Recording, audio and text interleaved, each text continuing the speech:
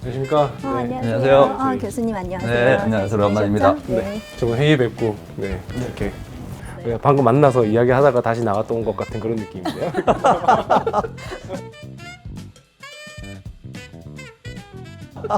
정말 그런데요? 네, 잘 지내셨나요? 네, 감사합니다. 아니 이게 우리가 이제 ESG라는 용어도 그렇고, 근데 대기업에서는 이제 이미 뭐 위원회부터 신설돼서 많이 일을 하고 있잖아요. 그런데 저도 중소기업 대표 입장에서는 ESG 들은 지 1년 된 것 같거든요. 근데 여전히 ESG가 뭔지 모르겠고 어떻게 시작해야 되는지도 애매하고, 그래서 이 다음에 넥스트가 무엇인지에 대한 고민들을 다들 안고 있는 것 같아요. 그래서 오늘 좀 그런 얘기를 나누려고 이제 했고요. 그러다 보니까 대한상공회의소에서 ESG BPS, BTS 아니라 BPS, 베스트 프랙티스 시리즈라고 해서 우리 중소기업 분들이 ESG를 처음 듣는 사람들이 이런 사례가 있고 저런 사례가 있으니까 우리도 그러면 이런 뭐 방정식에 적용하는 뭔가 해답을 찾을 수 있지 않을까? 그런 솔루션들을 줄 수 있는 사례들을 좀 모아보자라고 해서 이 프로그램이 만들어졌습니다. 그래서 이 영역에서 좀 선두주자로 계시는 두 분을 모시고 이 화두를 첫 포문을 열게 됐거든요. 네, 평소에 중소기업의 ESG에 대해서 어떻게 생각하고 계셨는지. 뭐 기본적으로 먼저 ESG에 대한 한번 쉽게 설명해 보면은 기업이 오늘도 내일도 잘 성장할 수 있을지 바라보는 하나의 방법론이고, 그러다 보니까 말씀하신 것처럼 대기업이 물론 관심이 많지만 뭐 중소기업을 포함해서 뭐 중견기업, 심지어는 뭐 대학도 마찬가지고 우리가 지금 하고 있는 활동의 이런 방향성이 정말 맞는 것인지, 그래서 그걸 한번 바라보는 세 가지 어떤 현미경 같은 것들, 그래서 환경이 어떤 건지, 사회가 어떤 건지, 지배구조가 어떤 건지. 그러니까 바꿔 말하면은 그 대상은 사실 대기업에 국한된 건 아니죠. 대기업에 비해서 중소기업은 각종 경영 자원이 부족하다 보니까 좀 관심을 좀 못 가지시지만, 기업의 어떤 미래 발전을 위해서는 당연히 한번 좀 고민할 문제는 뭐 너무나 뻔한 사실 같습니다. 그러니까요. 이 관심은 가는데 어떻게 해야 될지 잘 모르겠다. 약간 이게 지금 여 콘텐츠의 이게 포커스인 것 같아요. 늘 ESG는 재무적인 숫자를 뒷받침해주는 비재무적인 경영 요소의 모든 거라고 하는데, 중소기업, 대기업, 많은 산업군과 그 기업의 유형에 따라서 또는 기업의 발전 정도에 따라서 ESG를 이해해야 되는데, 가장 쉽게 이해할 수 있는 거는 저는 그냥 사람에 좀 생각해 보면 좋을 것 같아요. 이제 어떻게 보면은 사회 초년생, 그다음에 어느 정도 성장해갖고 이제 사회에서 중간 관리자 역할을 하고 있는 사람도 있고, 그 돈도 잘 벌고 어느 정도 그 규모를 이끄는 리더도 있잖아요. 그럼 내가 이제 중간 관리자가 됐어요. 그러면 내 팀원들도 좀 챙겨야 되고, 그리고 나의 윗 상사가 그리는 그림도 좀 더 봐야 되고, 많은 역할들이 생기는 거죠. 그런데 사장님이 됐어. 사장님이 되면 더 큰 규모의 돈을 벌고 그 안에 직원들을 챙기고 정부의 정책도 좀 같이 기업으로서 좀 같이 바라보고 여러 가지 숙제들이 생기는 거예요. 할 게 너무 많다. 중소기업 대표님 너무 힘들 것 같아요. 근데 그러니까 대기업이 ESG를 할 때는 굉장히 많은 책임과 역할과 그리고 챙겨야 될 게 더 많은 거예요. 근데 우리 중소기업들은 이제 막 수익을 내시기 시작하고 숫자의 단위도 크지 않아요. 그리고 사람도 많지 않고 팀도 이제 막 생기고 있어요. 그래서 어떻게 보면은 조금 더 챙겨야 되고 좀 더 지켜야 되는 것들의 어떤 그 개수라든가 강도가 좀 덜 할 수 있는 거죠. 그리고 내가 더 큰 기업으로 성장하기 위해서 놓치지 말아야 되는 것들을 보는 게 우리가 ESG 시대에 조금 중소기업이 받아들일 수 있는 ESG가 아닐까 싶어요. 한 몇 년 전에 자문을 받았던 회사인데 규모가 크지 않아요. 스마트 팩토리에 들어가는 어떤 장비를 납품할 수 있는 역량을 타이밍적으로 개발을 하신 거예요. 그래서 대박이 났어요. 많이 파셨어요.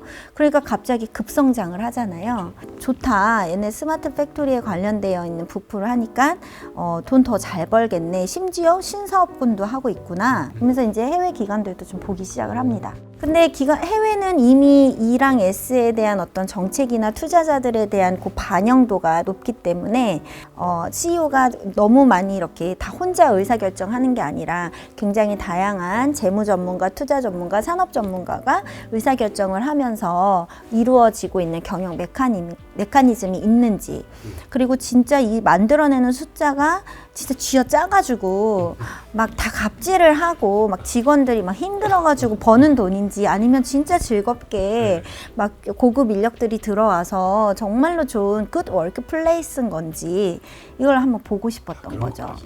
그리고 신사업을 하는데 신사업의 기술은 이 원래 있던 돈을 잘 벌었던 사업보다는 좀 다른 기술인 거예요. 그래서 투자자가 뭘 물어보냐면, 나 너네한테 투자하고 싶은데 이거 신사업 유망해 보이는데 이건 기술이 다른데 그럼 기술진에 대한 HR 채용 정책은 어떻게 돼? 라고 묻는 거예요. 근데 이제 막 얻어 걸린 대로 막 들어오고 막 이러면은 채용 정책? 팔러시? 우리 팔러시 같은 거 뭐하러 만들어? 그거 실질적이지도 않아. 막 종이고 그냥 뭐 선언하는 거야. 우린 그냥 실리적으로 하지. 그게 답변이 안 되는 거예요. 굉장히 계획이 있어야 되고, 그리고 내가 왜 이런 비즈니스를 해나가는지에 대한 그런 매니지먼트와 리스크 관리와 이런 것들이 잘 정비가 돼야 되는 거예요. 어떻게 보면 ESG 시대에는 정리왕이 되셔야 되는 거예요. 그리고 그것만 묻는 게 아니라 이것도 묻고 저것도 물으니까 우리가 한 번에 ESG를 설명하기 좋은 게 보통은 보고서로 기결이 되는 거예요. 다 모아놓으니까. 네. 근데 그 보고서를 모으는 과정에서 프레임을 잡는 거죠.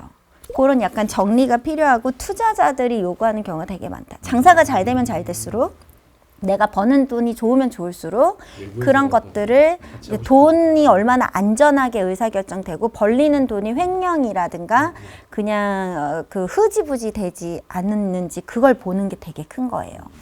저도 정말 가슴에 정말 100% 동감하는 게, 사실 중소중견기업은 사실 보고서를 많이 못 쓰시죠. 근데 사실 또 이게 약간 불편한 진실은, 아마 시가총액으로 한 30개 정도 기업만 보고서를 잘 쓰고 나머지는 약간 좀 계속 좀 고민하고 계신데, 왜 보고서가 중요하냐면 결국 이게 우리가 한번 우리를 바라보는 하나의 지표 같은 거거든요. 대학에 있다 보니까 그 예를 들을 텐데, 고등학생들이 이제 대학에 들어오고 싶을 때 자기가 살아온 방향을 이제 성적으로 보여줄 수도 있지만 자기소개서를 갖고 보통 쓰거든요. 근데 그걸 쓰면서 자기가 내가 어떤 삶을 살았고, 내가 어떤 책을 읽었고, 내가 어떤 봉사활동을 했고, 그걸 갖고 있으면 다음에 어떤 이슈가 발생하냐면은 다른 사람이 봤을 때 저 사람이 어떤 사람이라는 걸 파악할 수 있을 뿐더러 본인 스스로가 다음엔 내가 책을 더 많이 읽어야 되겠구나. 그 다음에 내가 적어도 이렇게 표현을 했기 때문에 더 이상 이제는 내가 1년하고 2년 뒤에 그만두는 확률은 적어들거든요. 그래서 많은 기업들이 보고서를 써야 되는 이유 중에 하나는, 당신이 우리의 협력업체로서 나중에 혹시 문제를 일으키지 않을까라는 질문에 대해서 100마디 말보다 우리 회사가 지금 2020년부터 어떤 걸 보고서 썼고, 현재 우리가 이렇게 아쉬움은 있지만 앞으로 중장기로 이런 지표를 어떻게 개선해 나가겠다는 걸 보여주는 거거든요. 그러니까 ESG는 사실상은 우리가 지금까지 했던 걸 한번 돌이켜도 보지만, 또 우리가 앞으로 어떻게 하겠다는 걸 보여주는 자기의 계획이거든요. 사실 그런 걸 기대하는 거지 뭐 엄청나게 100%를 다 달성했냐를 보는 게 아닌 거죠. 여기 없는 내용이기는 하지만 오늘 보고서 얘기가 갑자기 좀 나와가지고, 네, 그게 우리 중소기업들 입장에서 보고서라는 게 되게 와닿지 않는 먼 얘기처럼 느끼는 사람들도 많을 거예요. 근데 중소기업들도 다 그 제품 브로셔 다 갖고 계시거든요. 조금만 바꾸셔도 저는 괜찮다고 생각을 했어요. 예를 들면은 저희 뭐 대한상공회의소에서 나온 중소기업들 ESG 그 가이드북 같은 거 보시면 최소한의 지표가 있는데, 사실 그 지표가 완전 정답은 아니고 그 지표가 얘기하게끔 하는 또 다른 것들을 좀 정성적으로 푸시거나 얘기만 하셔도 되거든요. 그래서 약간 요즘은 유행처럼 그냥 우리 비즈니스 애뉴얼 리포트에 약간 그 재무적인 거나 제품이나 기술이 들어가는 거에 약간 비재무적인 요소를 좀 넣기도 하고요. 또는 저희 IR 컨퍼런스를 할 때 원래 재무와 비즈니스 이런 것들만 투자자 컨퍼런스를 했는데 그 뒤에 ESG 컨퍼런스 세션도 따로 같이 붙여서 가기도 합니다. 그러니까 우리 기업의 가치를 보여주는 두 축이 생기는 거예요. 예전에는 제가 이렇게 대화할 때 제일 힘드신 분이 CFO였어요.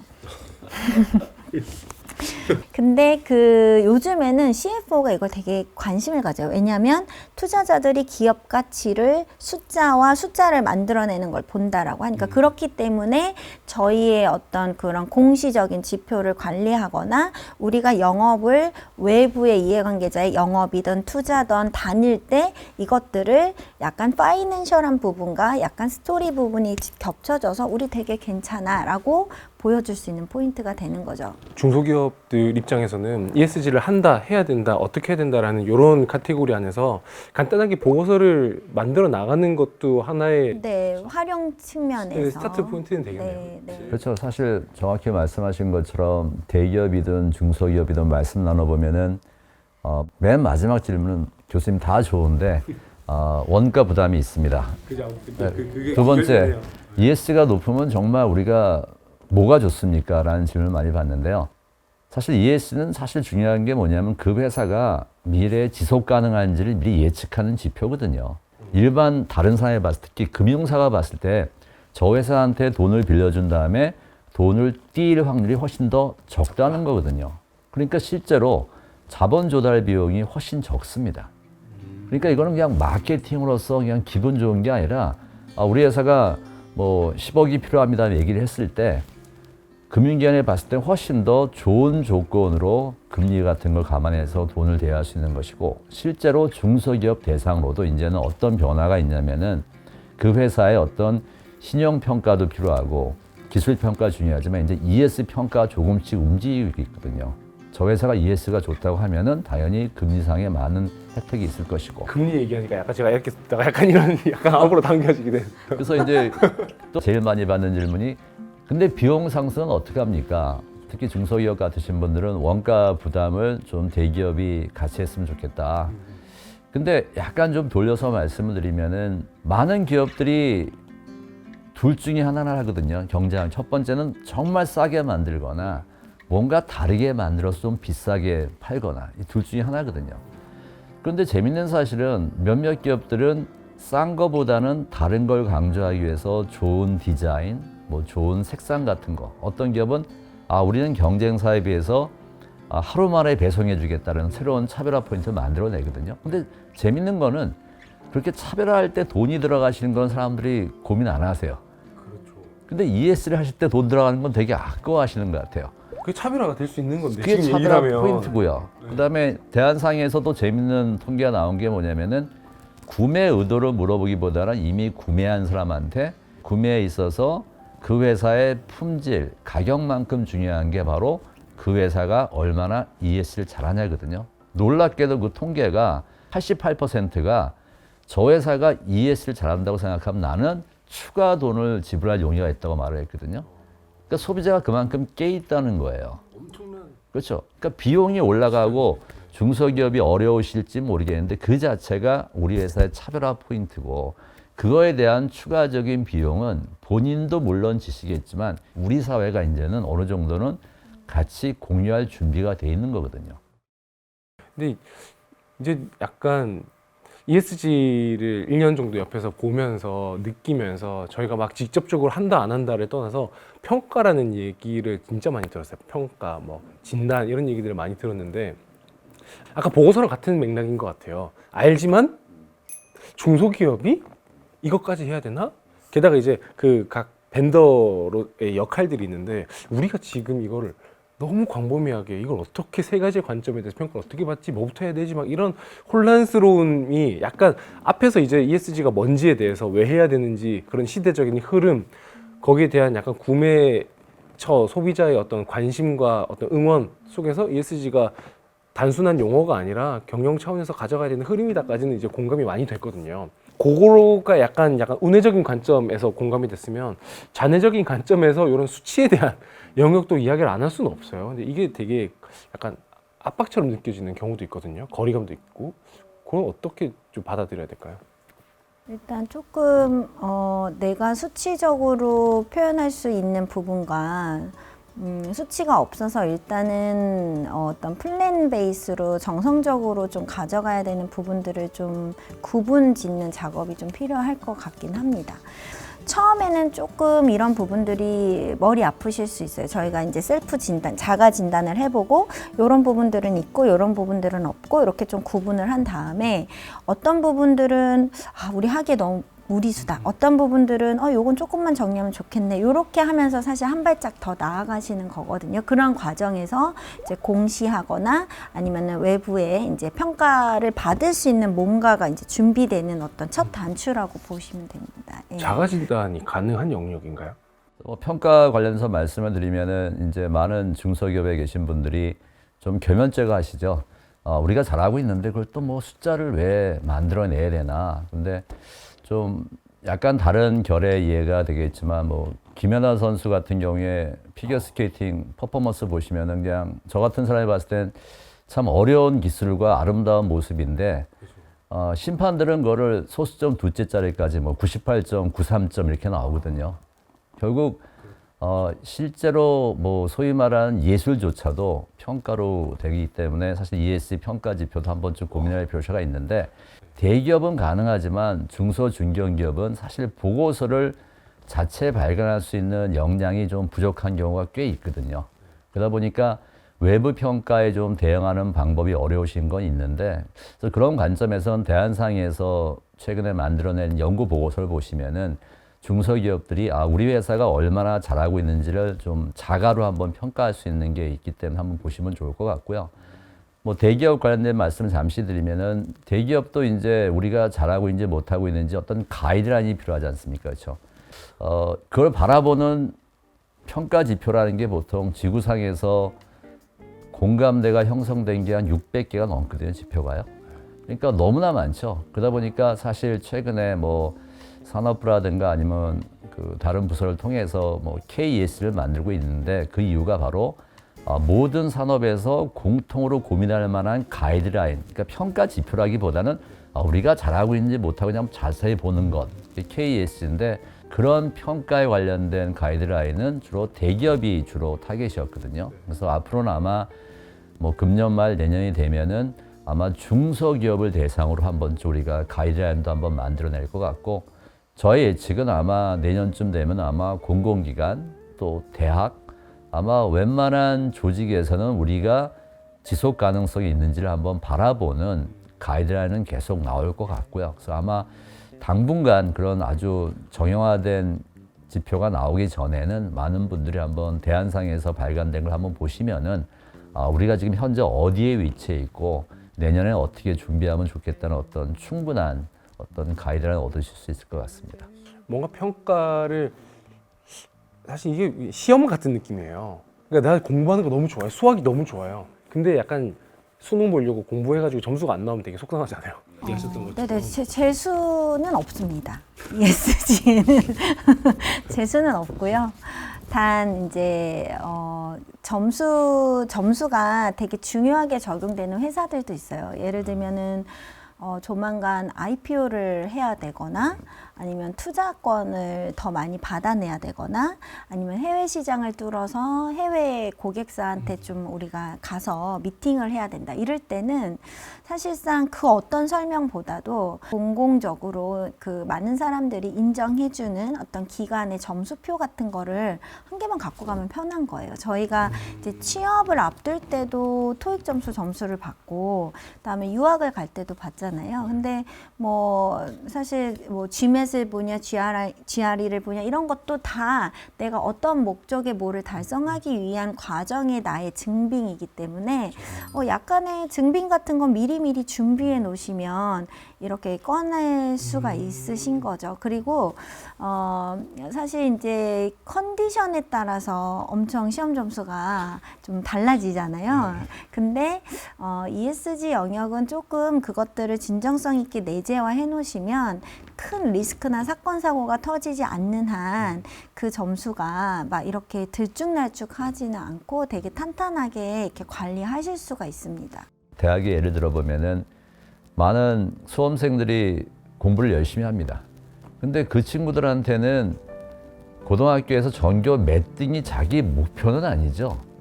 자기 목표는 좀 더 좋은 기회를 갖기 위해서 좀 더 좋은 대학에 가고 싶은 건데, 대학 입장에서는 수많은 수험생 중에서 누가 더 우리 학교에 더 잘 생존할 것인가를 바라보는 많은 방법 중에 하나가 성적도 있고 자기소개서도 있고 그런 거기 때문에, 사실상은 내가 만약에 80점이기 때문에 왜 내가 100점 맞은 사람한테 차별화받나가 아니라, 내가 이 정도이기 때문에 내가 앞으로 어떻게 가면 좋을 것인가.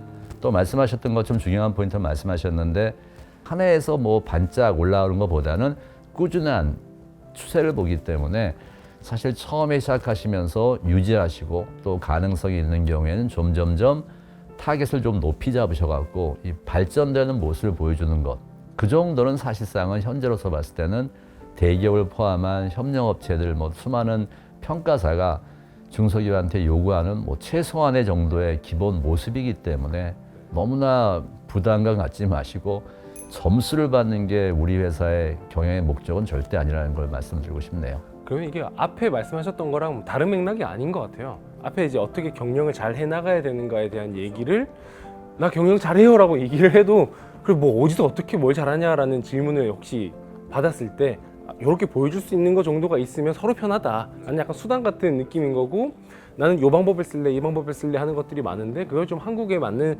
뭐 스타일로 만드는 것도 있는 거고, 그 다음에 지금 나는 그거를 안 쓰지만 뭐 추가적으로 조금 써야 되겠다. 네, 써야 되겠다는 생각이 들면 그걸 준비를 차근차근 하시면 되는 거고, 그리고 그걸 한번 받아보면 내가 지금 내 위치가 어딘지를 알아야지 내가 수학을 더 공부할지, 그렇죠. 영어를 더 할지, 듣기가 부족한지 쓰기가 부족한지를 알 수 있으니까 그런 관점에서 평가를 바라보게 되면 약간 막연한 두려움은 좀 없어질 것 같은 생각은 드네요.